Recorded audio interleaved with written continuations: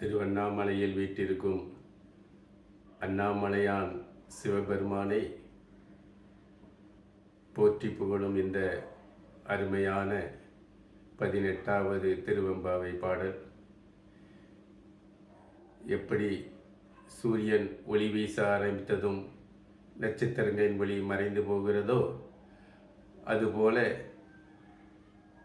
தேவர்கள் சிவபெருமானை அடிபணிந்ததும் அவர்களுடைய ஆபரணங்களில் உள்ள முத்துக்களின் ஒளி மறைந்து போகிறது. எம்பெருமான் ஆணாகவும் பெண்ணாகவும் அலியாகவும் நிறைந்திருக்கிறான். இந்த பூவுலகமும் விண்ணுலகமும் ஆகாயமும் அனைத்துமாய் பூரணமாய் நிறைந்திருக்கிறான். அவனது அமுதம் போன்ற